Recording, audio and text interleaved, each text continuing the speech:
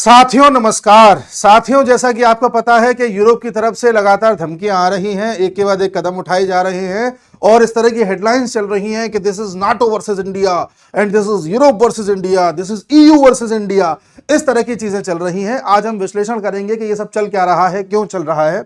कई लोगों को शिकायत होगी कि साहब आप एकदम से क्यों नहीं न्यूज लेकर के आते जैसे आ जाती है। तो मैं कोई न्यूज़ प्रेजेंटर नहीं हूं कि आपको ये बताऊं कि आज इसने ऐसा कह दिया, आज इसने वैसा कह दिया। मेरा काम है एक दो दिन तक खबरें पहले देखना, क्योंकि जब भी कोई इंसिडेंट दुनिया में होता है तो कोई सिंगल इंसिडेंट नहीं होता, उसके आगे पीछे तीन चार और हो रहे होते हैं।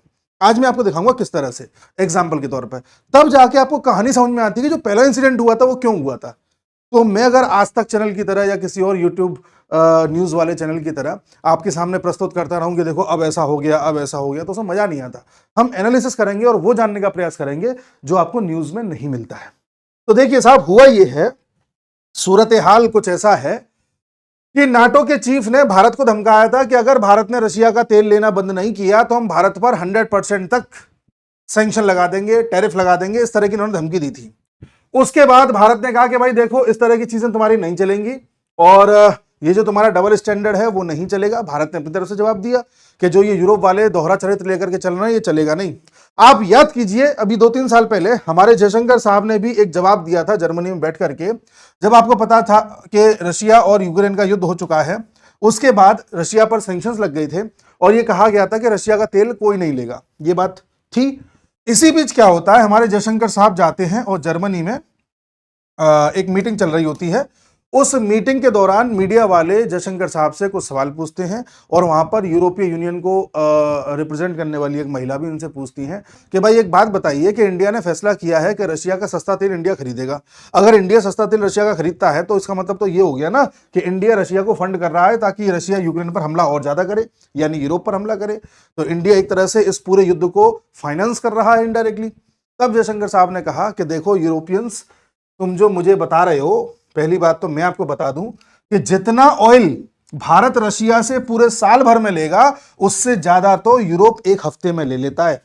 जैसा कि आपको मैं पहले ही बता चुका हूं कि यहां पर ऑयल और गैस की पाइपलाइन आ रखी है यूरोप में, जिससे यूरोप की बड़ी बड़ी इंडस्ट्रीज, जितने भी पावर हाउसेज हैं, सब उसी से चलते हैं। जो मेन बिजली का स्रोत है यहाँ के इंडस्ट्रियल डेवलपमेंट के लिए, वो यहाँ से आने वाली ऑयल और गैस है। तो यूरोप इतना दोगला है कि वहां से खुद तो ले रहा था लेकिन हमसे मना कर रहा था कि हम रशिया का सस्ता तेल न खरीदें। अब इस यूरोप ने क्या धमकी दी है भारत को, ये कहा है कि इंडिया से यूरोप में तेल जाता है। साथियों, इंडिया क्या करता है, रशिया से, अन्य देशों से तेल मंगा करके उसे रिफाइनरी में रिफाइन करके, कच्चे तेल को रिफाइन करके तब बेचता है दूसरे देशों को, उसमें यूरोप को भी बेचता है। तो यूरोप का कहना यह है कि भारत ये जो तेल हमें भेज रहा है ये वही वाला तेल है जो भारत ने रशिया से लिया है, इसलिए अगर ये थर्ड पार्टी से तेल हमारे पास आ रहा है तो हम ये तेल नहीं लेंगे और रशिया पर पूरी तरह से सैंक्शंस हमारे हैं, अब उस देश पर भी लगा देंगे जो रशिया का तेल हमें बेच रहा है। हमने कहा ठीक है साहब, ठीक है, आपकी बात सही है। हमने इंतजार किया, इंतजार का नतीजा ये निकला कि जो यूरोपीय यूनियन है उसने हमारी गुजरात की एक रिफाइनरी को सैंक्शन कर भी दिया।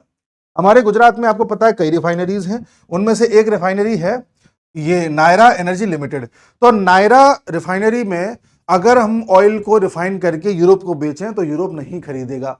ना ही इस रिफाइनरी से कोई कंटेनर किसी दूसरे देश में जा रहा हो तो उसको किसी तरह का कोई इंश्योरेंस देना हो, इंश्योरेंस बीमा वगैरह इनका भी होता है, तो यूरोप की कोई कंपनी इनका इंश्योरेंस नहीं करेगी। ना ही यूरोप इस तरह के कंटेनर को, इस तरह के पानी के जहाज को किसी तरह का कोई लॉजिस्टिक सपोर्ट देगा, ना अपने यहां रुकने देगा, ना उसमें फ्यूल भरेगा, किसी तरह का कोई सपोर्ट नहीं देगा। इस लेवल का सैंक्शन लगाया इन लोगों ने। अब इन्होंने इसी पर क्यों सैंक्शन लगाया, इसी रिफाइनरी पर? क्योंकि इस रिफाइनरी में जो 49% तेल आता है वो रशिया से आता है और रशिया के कुछ इसमें शेयर्स भी हैं। इस बात से इन्होंने इस पर सैंक्शन लगा दिए। अब देखने वाली बात यह है कि हम रशिया का तेल मंगा करके किसी दूसरी रिफाइनरी में रिफाइन करके अगर यूरोप में भेजें तो वो ले लेगा, लेकिन इससे भेजेंगे तो नहीं लेगा। ये इनका दोगलापन है। अब आप देख लीजिए। तो हमने कहा ठीक है भाई, तुमने लगा दिया सैंक्शन, अपने मन की कर ली, अच्छी बात है। इसके बाद खबरें चलने लगी, ये भी 1 घंटे पहले की खबर है कि इंडिया का जो लगभग $15 बिलियन का ऑयल एक्सपोर्ट होता है ईयू को, यूरोपीय यूनियन को, 27 देश हैं उसमें, ये रिस्क पर है क्योंकि भारत पर एक नई तरीके के सैंक्शंस लगा दिए गए हैं। ठीक है साहब, अब ये क्या मामला है, भारत अभी जो अपना तेल मंगा रहा है उसमें से लगभग 40% तेल ऐसा है जो रशिया से मंगाता है और उसमें भी एक बड़ा अमाउंट ऐसा है जो यूरोप को रिफाइन करके हम देते हैं। लगभग $20 बिलियन का अभी तक दे रहे थे। तो पूरी कहानी ये कह रही है, अभी देखो मैं आपको समझाता हूं कि देखिए, भारत ने जो यूरोप को पेट्रोलियम प्रोडक्ट्स बेचे थे वो 2023-24 में लगभग 19-20 बिलियन डॉलर के आसपास के थे, जो पिछले साल यानी 24-25 में गिर गए, 27.1% गिर गए और ये हो गए 15 बिलियन डॉलर के। ये ऐसा आंकड़ा आया और अब ये बताया जा रहा है कि ये और ज्यादा गिर सकते हैं और भारत को 5 बिलियन डॉलर का और नुकसान हो सकता है इन सैंक्शंस के बाद। इसके अलावा भी लगभग 10 बिलियन डॉलर का हम भेज रहे होंगे उसे बाकी रिफाइनरीज से, तो वो भी खतरे में आ सकता है। ये हेडलाइन अभी निकल करके आई है। ठीक है साहब, एक खबर ये है। अब कड़ियों को जोड़ते हैं। इस खबर को मैं बता देता वीडियो में, बात खत्म हो जाती, क्या पता चलता, कुछ नहीं। दूसरी खबर देखिए उसी वक्त की खबर आती है 17 जुलाई को कि जो यूके है उसने अपने यहां पर वोटिंग एज को घटा करके 16 करने का फैसला किया है। अभी ये इंप्लीमेंट नहीं हुआ है, लेकिन अगले जो चुनाव होंगे उसमें जहां तक है 16 साल का युवा या बच्चा भी वोट दे सकता है। अभी 18 साल का ही देता है, ऐसा इन्होंने फैसला लिया है। कुछ लोग कह रहे हैं कि देखो कितना एडवांस है यूके, कितने आगे की सोच रहा है, अपने बच्चों पर भी विश्वास कर रहा है। वो ये मान रहा है कि 16 साल का बच्चा भी सोच सकता है, निर्णय ले सकता है, देश का नेता चुन सकता है, जब वो अपना कैरियर चुन सकता है, अपने पेरेंट्स को चुन सकता है कि मतलब पेरेंट्स के साथ रहना है नहीं रहना है, क्या करना है क्या नहीं करना, अपना वैवाहिक जीवन के बारे में निर्णय ले सकता है, शहर चुन सकता है, सारी चीजें कर सकता है, तो वोट भी तो दे सकता है। कुछ लोग इस तरह से डिफेंड कर रहे हैं यूके को। ठीक है साहब, अब देखिए आऊंगा भी इस पर। एक खबर बड़ी ट्रेंड कर रही है 2-3 दिन से कि यूनिवर्सिटी ऑफ साउथहैम्पटन उसने अपना पहली बार एक विदेश में कैंपस खोला है और वो भारत के दिल्ली में खोला है। कुछ लोग इस पर बड़ा खुश हो रहे हैं कि देखिए साहब, ये एक ऐसी यूनिवर्सिटी है जो दुनिया के टॉप 100 यूनिवर्सिटीज में से एक है और ये अब अपना पहला कैंपस खोल रही है दिल्ली में। हमारे लिए कितनी बड़ी बात है, हम धन्य हो गए, हमारे एकदम भाग्य खुल गए। इस तरह से हम लोग जिनका विश्वास गिरा दिया गया है वो आज इतना विश्वास करते हैं विदेशी यूनिवर्सिटीज पर कि उनका कैंपस यहां खुल जाए तो खुश हो जाते हैं। ठीक है, ये एक खबर मैंने आपको बताई। अब आते हैं मुद्दे पर। मुद्दा क्या है, ध्यान से सुनिएगा, पूरी आपको खबर एकदम निचोड़ के बताऊंगा। मुद्दा ये है कि याद रखिएगा, जो ये यूरोप है, यूरोप मेन जिस आइडियोलॉजी पर चला है या जो आइडियोलॉजी यूरोप से निकल करके आई है वो है लेफ्टिस्ट आइडियोलॉजी। आपको पता है एक के बाद एक कार्ल मार्क्स तथा अन्य जिन्होंने इस आइडियोलॉजी को आगे बढ़ाया। और यूरोप में लेफ्टिस्ट आइडियोलॉजी को नॉर्मल माना जाता है, पॉजिटिव वे में लिया जाता है, जबकि भारत में नेशनलिज्म वाली भावना को पॉजिटिव वे में लिया जाता है। कुछ लोग उसे राइट विंग भी कह देते हैं। समझ रहे हैं आप? भारत में अगर लेफ्टिस्ट आइडियोलॉजी को पॉजिटिव में लिया जाता तो अब तक कई प्रदेशों में लेफ्टिस्ट सरकारें होती, कम्युनिस्ट सरकारें होती, जो अब केवल केरल में रह गई है, बाकी सब जगह से साफ हो गई है, केरल में भी कमजोर हो गई है। समझ रहे हैं? पहला पॉइंट। दूसरा पॉइंट यह है कि ये लेफ्टिस्ट लोगों ने ये दिखाने की कोशिश करी कि साहब देखो, हम ह्यूमन राइट्स के लिए कितना लड़ते हैं, डेमोक्रेसी हमारे लिए सब कुछ है, हमारे लिए मानव अधिकार ही सब कुछ है, इसलिए दुनिया के रक्षक हम हैं, हमने ही दुनिया को सब कुछ सिखाया है। अगर दुनिया में किसी के साथ कुछ गलत हो रहा हो, किसी के साथ अन्याय हो रहा हो, किसी को अगर पनाह चाहिए हो, कोई अगर माइग्रेट होकर के आ रहा हो, तो हम उसे पनाह देंगे। इन्होंने इस तरह का ऐलान कर दिया। साथियों, हम और आप अगर यूरोप में, यूएसए में घूमने जाना चाहें ना, तो वीजा मिलना बड़ा मुश्किल पड़ जाता है। लेकिन माइग्रेंट्स को कोई अवैध तरीके से इनके यहाँ घुस जाए और बोल दे कि हम तो पर प्रताड़ित हैं, हमारे यहाँ गृह युद्ध चल रहा है इसलिए हम आए हैं, तो ये उसको न सिर्फ अपने यहाँ रखते हैं बल्कि उसे घर भी देते हैं, उसे कुछ पैसे भी देते हैं, खाने पीने का ध्यान भी रखते हैं। समय के साथ जब वो रहता जाता है तो उसको वोटिंग का अधिकार भी दे देते हैं। ऐसा ही कुछ हुआ यूरोप के साथ, जब अमेरिका ने अपनी हरकतों से इस पूरे क्षेत्र में अलग अलग प्रकार के बवाल छिड़वाए। जैसे पहले आपको पता है कि इराक और ईरान हुआ, फिर आपको पता है कि इराक और कुवैत हुआ, फिर आपको पता है लेबनान में क्या हुआ, सीरिया में क्या हुआ, जॉर्डन में क्या हुआ, इजराइल ने क्या क्या किया, यमन में क्या हुआ, सबके सामने है। उसी प्रकार से अरब स्प्रिंग के नाम पर इन नॉर्थ अफ्रीका के इस्लामिक देशों के साथ क्या हुआ, सबके सामने है। तो क्या हुआ था, जब जब यहां युद्ध छिड़े, गृह युद्ध हुए, कुछ भी हुआ, तो यहां के ज्यादातर लोग माइग्रेट करके चले गए यूरोप में।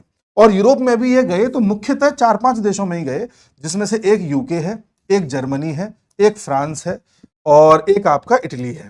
ठीक है, ये 4-5 देशों को ज्यादा था ह्यूमन राइट्स का झंडा लेके आगे चलने का।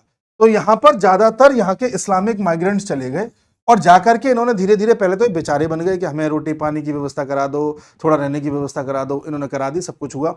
आज जब इस घटना को 20 साल, 30 साल, 10 साल, 15 साल हो गए, जैसे अरब स्प्रिंग को 15 साल हो गए, इस पूरी घटना को करीब करीब 30 साल हो गए। तो इतने लंबे समय से जो वहां बस गए जाकर के, उन्होंने अपने 5-5, 6-6, 8-8, 10-10 बच्चे पैदा करके इतनी जनसंख्या कर ली है कि अब उनको वोटिंग राइट्स भी मिल गए हैं और उनके चाहने न चाहने से नेता भी चुन करके आ रहे हैं। ऐसी स्थिति में इन्होंने अलग अलग तरह की डिमांड्स रखना स्टार्ट कर दी है, जो हम आए दिन दंगों के रूप में देखते हैं, कभी फ्रांस में, तो कभी यूके में, तो कभी जर्मनी में देखते हैं कि कोई डॉक्टर कार लेकर के क्रिसमस की भीड़ पर चढ़ गया। इस तरह की खबरें सामने आती हैं। इस समय यहाँ के देश परेशान है इस लेफ्टिस्ट विचारधारा से, क्योंकि इसी लेफ्टिस्ट विचारधारा ने इन लोगों को पनाह दी और अपने देशों का बेड़ा गर्क कर लिया। पहला। दूसरा, इन यूरोपियंस को यह भी पता है कि हम अब बच्चे पैदा कर नहीं रहे हैं, ये लोग ना बच्चे पैदा कर रहे हैं, ना शादियां कर रहे हैं, उनकी जो पॉपुलेशन है वो गिर रही है, बाहर वालों की बढ़ रही है, उनका अधिकार बढ़ता जा रहा है। ऐसी स्थिति में अब यूके को लगने लगा है कि हमें ज्यादा से ज्यादा ऐसे लोगों से वोट डलवाने चाहिए जो हमारे अपने हों, चाहे उसके लिए 2 साल उम्र कम ही क्यों ना करनी पड़ जाए। इसलिए आप ये वाली खबर देख रहे हैं। समझ गए जी। दूसरा, मैंने आपको 4-5 वीडियोस पहले बताया था, 3-4-5 वीडियो पहले किसी वीडियो में जिक्र किया था, आप चेक कर सकते हैं। मैंने आपसे कहा था कि कनाडा में जो इंडियन स्टूडेंट्स एडमिशन ले रहे हैं वो गिनती अब तेजी से गिर रही है। ऑस्ट्रेलिया में तेजी से गिर रही है, न्यूजीलैंड में तेजी से गिर रही है, यूरोप में तेजी से गिर रही है। इन गोरों की या वेस्टर्न कंट्रीज की जो यूनिवर्सिटीज चल रही थी ना, वो हमारे स्टूडेंट्स की वजह से चल रही थी। हम जो इन्हें पैसा दे रहे थे, हम जो इनके यहाँ एडमिशन ले रहे थे, हम जो उसको ग्लोरीफाई कर रहे थे, उससे ये लोग चल रहे थे। अब धीरे धीरे भारतीय छात्रों ने जाना कम कर दिया है, अपने दूसरे तरीके की चीजें देखना स्टार्ट कर दिया है। ऐसी स्थिति में जब इनके एडमिशन नहीं हो रहे, कनाडा की स्थिति क्या है हम सबके सामने है, यूक्रेन में क्या हो गया हमें पता है, अभी ईरान में क्या हुआ हमें पता है। तो आज की डेट में भारत का छात्र बाहर जाने से बच रहा है और वो सोच रहा है कि बाहर जाके मैं क्या ही डिग्री हासिल करूंगा, फिर एक नौकरी करूंगा, इससे अच्छा लाओ कुछ और करके देखता हूं। अलग अलग ऑप्शंस अपना रहा है। प्लस इन लोगों की तरफ से भी कुछ ऐसे भेदभाव किए जा रहे हैं भारतीयों के प्रति कि भारतीय थोड़ा बाहर जाने से बच रहे हैं स्टूडेंट। तो जब इनकी यूनिवर्सिटीज खाली रह रही हैं, जब इनको लग रहा है कि आने वाले 5 साल में हमारी यूनिवर्सिटीज को कोई पूछेगा भी नहीं, इसलिए फिर ये अपना ऐसा कैंपस खोलते फिर रहे हैं। एक पॉइंट तो ये है। दूसरा पॉइंट ये है कि अब यूनिवर्सिटीज तेजी से बन रही हैं यूएई में। आने वाले समय में आप देखोगे भारतीय छात्र अगर पढ़ने जाना चाहेंगे तो यूएई में जाना चाहेंगे, इसलिए इनको पता चल गया है कि हमारा विकल्प भी तैयार हो रहा है। इसलिए अभी तो एक देखा है आपने, धीरे धीरे और विदेशी यूनिवर्सिटीज के कैंपस आपको इंडिया में खुलते दिखाई देंगे, आप बस देखते जाइए। ठीक है जी। तो ये कैंपस खुलने का कारण ये है कि इनको ये पता है कि भारतीयों के साथ हम क्या कर रहे थे, उसका क्या नतीजा निकला है। अभी भी मैं बता रहा हूं कि चाहे यूएसए हो चाहे ये वेस्ट हो, ये एनआरआईज के साथ भी अभी गड़बड़ करेगा। जो भारत के लोग बाहर काम कर रहे हैं उनके साथ भी अभी और भेदभाव होना है, जिससे उनकी भी संख्या घटेगी। इससे हमें तो नुकसान है ही, उनको भी नुकसान है। ऐसी स्थिति में अब आप कहेंगे कि ये तेल के दाम या ये जो पूरा एनर्जी सेक्टर है इसको लेकर के क्यों इतना फ्लक्चुएशन दिखा रहे हैं। अगर ये भारत को इतना नुकसान पहुंचाएंगे तो तेल के दामों पर असर पड़ेगा, सप्लाई पर असर पड़ेगा, ये जो सैंक्शन लगा रहे हैं रिश्तों पर असर पड़ेगा। ये सब चीजें क्यों हो रही हैं? ये सब चीजें इसलिए हो रही हैं क्योंकि यूरोप इस समय आर्थिक रूप से बहुत कमजोर होता जा रहा है। यूएसए के ट्रम्प चाचा आए दिन कोई ना कोई ऐसा ऐलान कर देते हैं जिससे यूएस को नुकसान हो रहा है। वो आप देखना दिसंबर तक आपको पता चल जाएगा, यूएस एक तरह से रिसेशन की तरफ जाने लगेगा। इसी साल के दिसंबर तक जाने लगेगा, मैं ये नहीं कह रहा आ जाएगा, जाने लगेगा। यूरोप लगभग रिसेशन से में ही चल रहा है। ऐसी स्थिति में यूरोप को यह डर लग रहा है कहीं ऐसा ना हो कि भारत, चाइना और रशिया मिलकर के अपना एक ऐसा एंगल बना ले जिस एंगल के बाद यूरोप और यूएसए का रेलेवेंसी खत्म हो जाए। तो पहली बात तो वो इस तरह से इंडिया को चोट पहुंचाने की कोशिश कर रहा है। दूसरी बात, उसे यह पता है यूरोप में बैठी हुई जो लेफ्ट विंग पार्टीज हैं, क्योंकि लेफ्टिस्ट शब्द मैंने सबसे पहले यूज किया था, जो लेफ्टिस्ट पार्टीज हैं जैसे यूके में भी है कीर स्टारमर की, बाकी जगह पर भी है, ये लेफ्टिस्ट पार्टी नहीं चाहती कि यहां के देश किसी भी प्रकार से भारत से या रशिया से या चाइना से प्रभावित हो जाएं। इस दुनिया में इस वक्त सब लोग लेफ्टिस्ट आइडियोलॉजी से परेशान चल रहे हैं। चाहे आप ट्रंप का चयन देख लो, ट्रंप को क्यों लाए? क्योंकि बाइडेन की लेफ्टिस्ट आइडियोलॉजी थी। इन लोगों को देख लो, लेफ्टिस्ट आइडियोलॉजी जैसे जैसे कमजोर पड़ती जा रही है वैसे वैसे इनको ये डर सता रहा है कहीं ऐसा ना हो कि जो नेशनलिज्म का नया एग्जाम्पल बन के उभर रहा है भारत, वो इन लोगों के ऊपर डोमिनेट ना करने लग जाए। अभी हम उस स्थिति में नहीं है कि हम अकेले दम पे डोमिनेट कर लें, बट हाँ हम इतनी बड़ी जनसंख्या है कि सप्लाई चेन के हिसाब से इनको प्रभावित कर सकते हैं। तो हमारी जो ग्रोथ है, चाहे थॉट के हिसाब से नेशनलिज्म, चाहे आत्मनिर्भरता के हिसाब से डिफेंस में हम कैसे कर रहे हैं, ऑयल को हमने कितना डाइवर्सिफाई कर दिया है कि दुनिया की इकोनॉमी में अगर आग भी लग रही हो तो हम कहीं और से ऑयल मंगा लेंगे। ठीक है। उसके अलावा जो एंगल रशिया और चाइना के साथ हमारा है, इन सब के बाद यूरोप को ये पता है कि अगर हमने भारत को लाइन पे नहीं लाए, भारत को हमने तरह तरह के सैंक्शंस का डर नहीं दिखाया, तो कहीं ऐसा ना हो कि भारत का प्रभाव इतना ज़्यादा हो जाए कि हमें उसकी शर्तों पर काम करना पड़े। तो ये जो इन्होंने किया है, ये सिर्फ गीदड़ भभकी है और कुछ नहीं है। न इससे हमें कोई फर्क पड़ेगा, न इससे इन्हें कोई फर्क पड़ेगा। ये सिर्फ भारत को ये दिखाने के लिए कि हम आज भी सुपीरियर हैं, मतलब यूरोपियंस।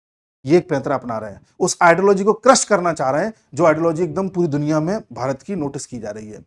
एकदम से ये समझ में आ रहा है पूरी दुनिया को कि यार भारत की बात तो सब सुनते हैं। तो अब ये ऐसी हरकतें करके दिखाना चाह रहे हैं कि देखो हम नहीं सुनते हैं, भारत गलत कर रहा है, भारत युद्ध को फंड कर रहा है। ये आइडियोलॉजी को डाइवर्ट करने का एक तरीका है। अभी ऐसे और चीजें आएंगी, देखना आप, धीरे धीरे और कुछ करेंगे। एनआरआईज के प्रति देख लेना, वीजाज के प्रति देख लेना, अभी और सैंक्शंस की बातें आएंगी, देखते जाइए।